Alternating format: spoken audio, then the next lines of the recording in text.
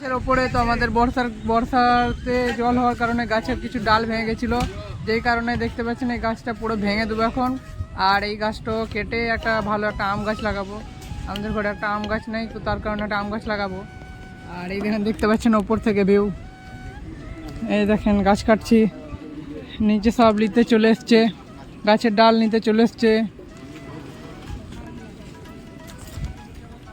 একটু পর গাছটা পুরো কেটে দেবো। আর ওয়েদার আজকে খুব সুন্দর করেছে, মেঘলা মেঘলা দিন।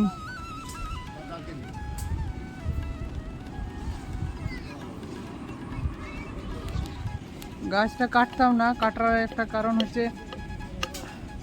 চারিদিকে মানে পাতাগুলো পড়ে উতাল হয়েছে খুব, তো লোকের অসুবিধা হয়েছে, তার জন্য ডালটা কেটে দেবো।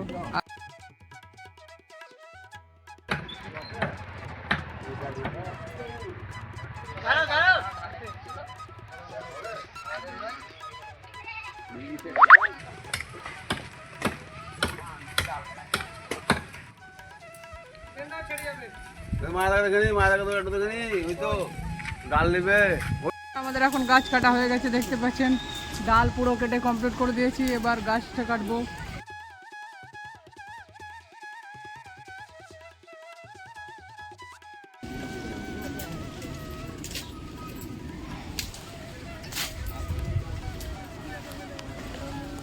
সব পাতা নিচ্ছে এখন।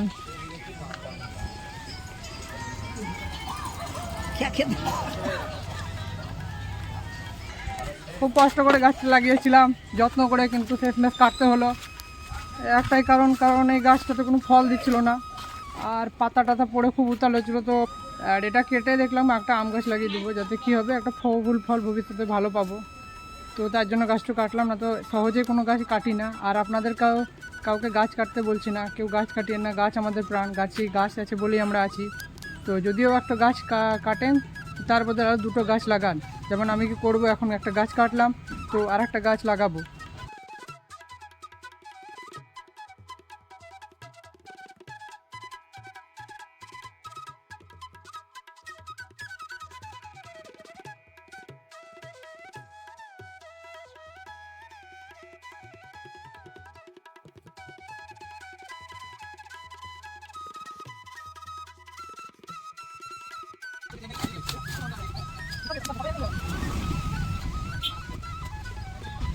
এই যে,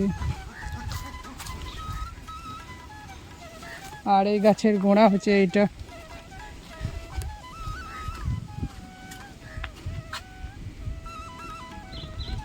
বাসে 10টা 40, আর আমার কাজ পুরো কমপ্লিট।